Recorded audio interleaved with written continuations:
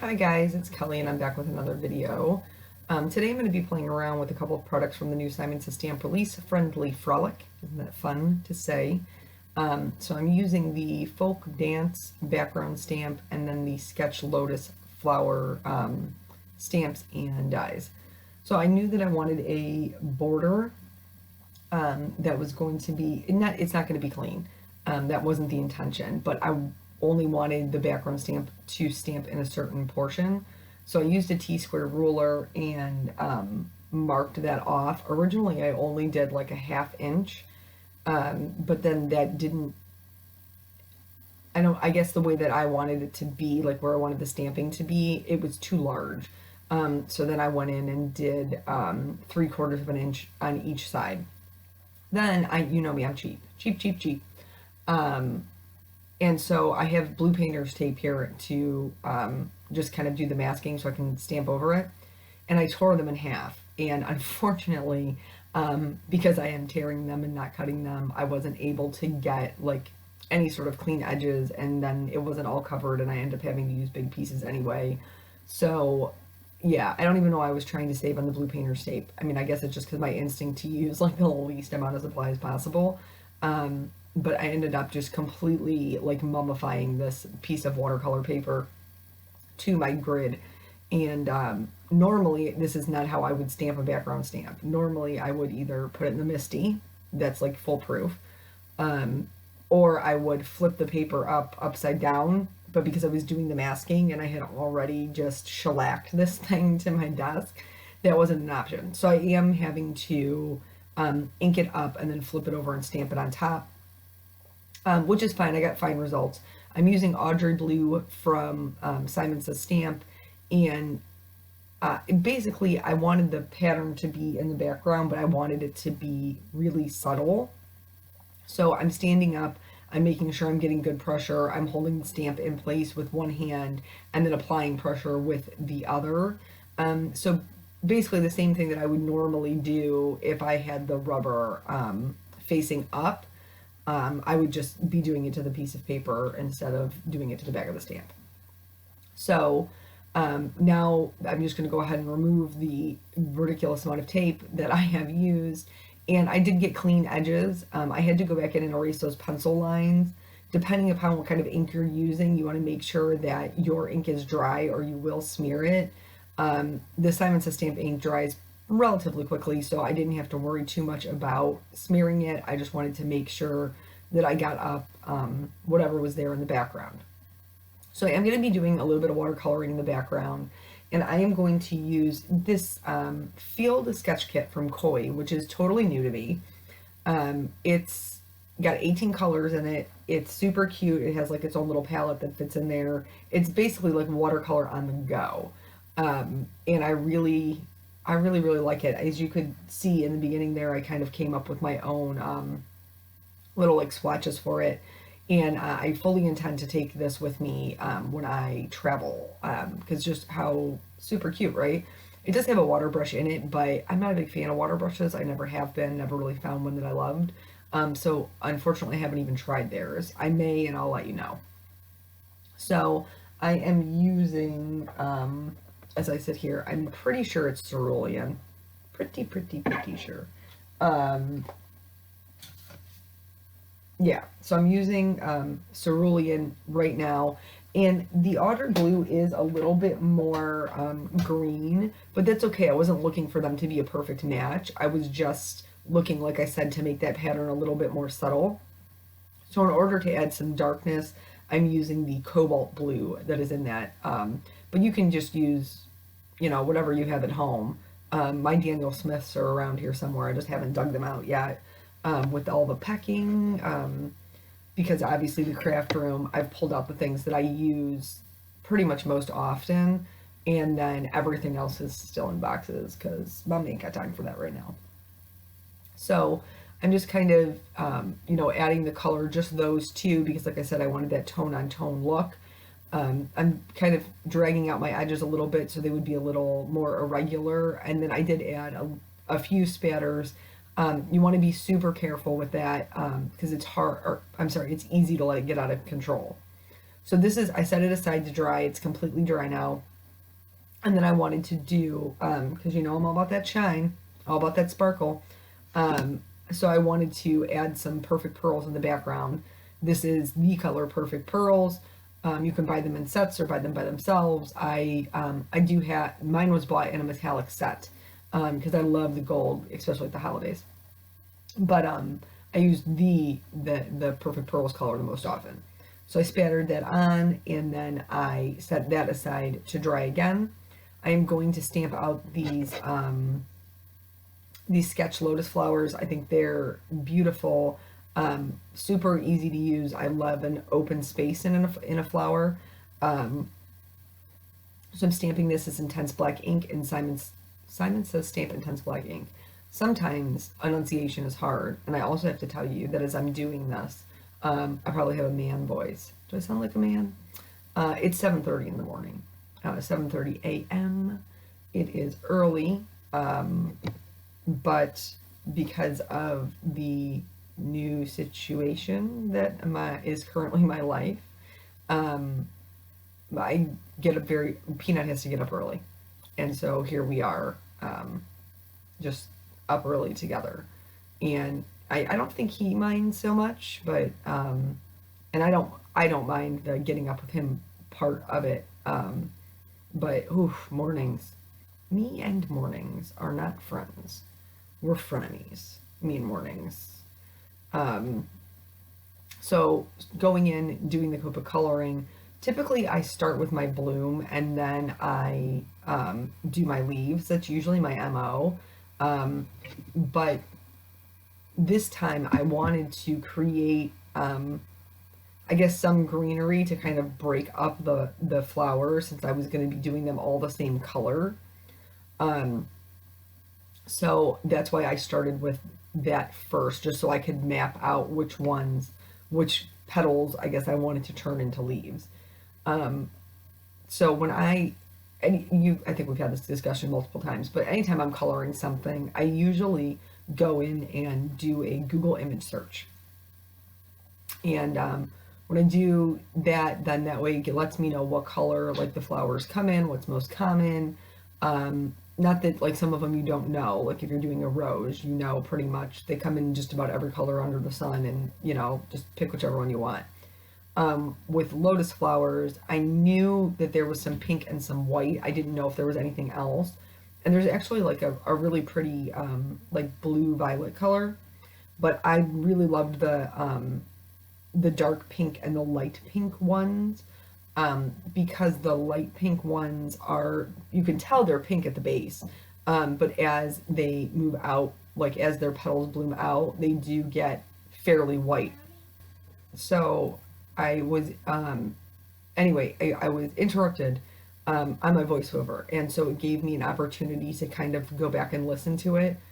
This voiceover is so just echoey, and I'm so sorry. Like, I'm still trying to figure out with the new room what I need to do. I don't know. It's clearly room echo. That's what's happening here. But it's about the same size as my old craft room, so I'm so confused as to why there would be so much echo in this one. And I'm not really sure what to do to fix it at this time. I keep adjusting the mic. Maybe there's an adjustment I need to make in the computer settings, or there's something else I need to be doing. I'm not really sure. So just kind of bear with me, guys. I'm doping it out. There's a lot of things in my life I'm doping out right now. A lot of changes. So anyway, when I Googled these lotus flowers to find out what the colors were, there's this thing that came up, and it's called trypophobia. Okay? Which, mind you, this is your warning, okay? Do not go Google it. Trypophobia is the fear or repulsion of holes or clusters. I don't even like the word clusters. It just kind of skeeves me out. But nonetheless, so I had stumbled upon this. One of my craft friends has the fear of those things. And you think to yourself, like, fear of holes or repulsion of holes, like a hole in the ground. And then I Googled it. So basically what happened was I don't really like to be told what not to do or what I have, or I don't like to, like, if you're going to challenge me, I'm going to meet you where you're at. That's just how my personality is. And so I had seen this article that was like, trypophobia is a real thing and you probably have it. And I'm over here like, I got plenty of problems, bro. I don't listen to internet. I don't need you to tell me what my problems are. I got plenty of them. I got plenty of anxiety about other things that most people don't have anxiety about. I don't need you to tell me what I have. So I clicked on the link, and then I was immediately like, nope, no, I have it. I got the thing. Whatever that thing is, I have the thing. And not so much that the photos are, but they're not anything like bad. They're just really like nasty. Like that's just, I guess that's the like my impression of it. Now, obviously, it affects some people more than others. Just like I have a fear of heights, but for other people, a fear of heights is completely paralyzing. So it just depends on where in the scale you're at. So for me, those photos that come up are just like they're gross. I'm like, ugh, I don't wanna look at that. It's yucky. But for other people, the reaction to it is a little bit more severe. So there's your warning. And the reason that that came up is because lotus flowers, before they bloom, are one of the things that can be a trigger. So yeah, interesting things that you learn. Back to this coloring. So for this one that I wanted to fade out to white, I'm still adding shading, and I think that's a lot of times where people get confused, that they don't have an image that has any kind of dimension because they wanted to do something that was pale or pastel or fading into white. You still have to add your shadows in. So right now you're probably looking at this like, Kelly, you're gonna fade this out to white. This is kind of dark. It's kind of dark. And it is kind of dark, but you have to remember there's nothing else to compare it to right now. There are no darker flowers on the page.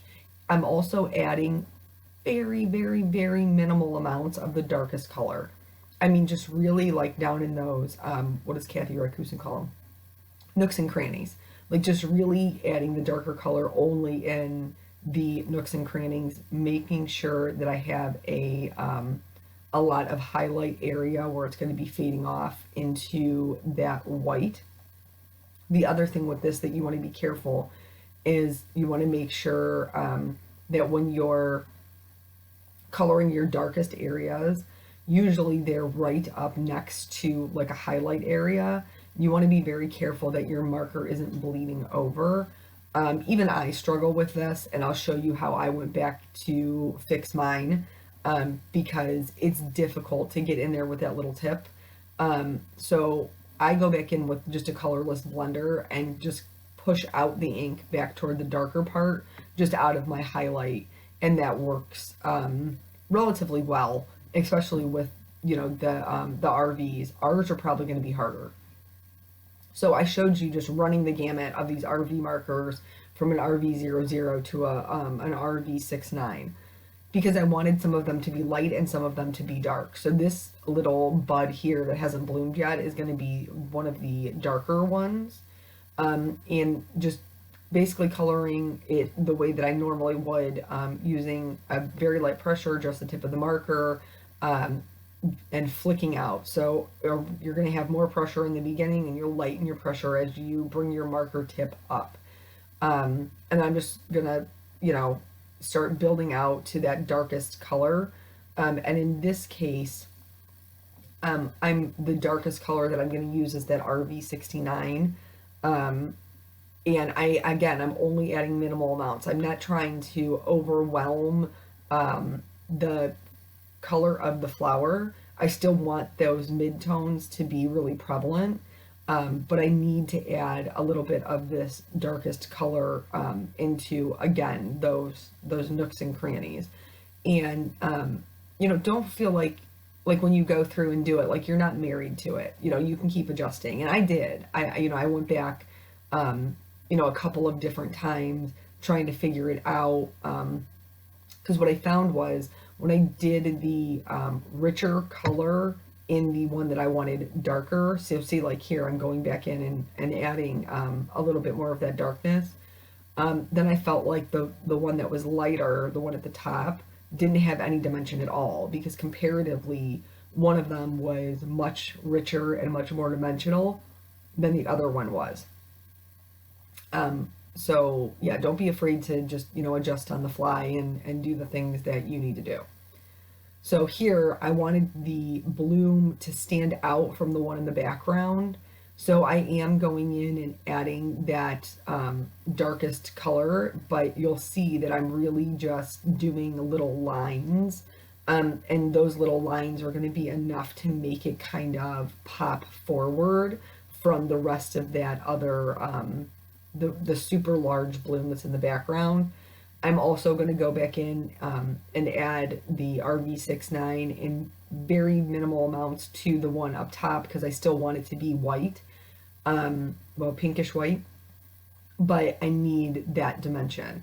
So you can see that how dark it looked before comparative to how light it looks now, because we filled in those other flowers. So everything is relative to the background or the other images that it's next to. I wasn't really feeling this large one in the background. I felt like it had a little bit too much white space. So in order to kind of fix that up, I'm doing a couple of little lines from the outside in to kind of fill up that space and give it a little bit more shape.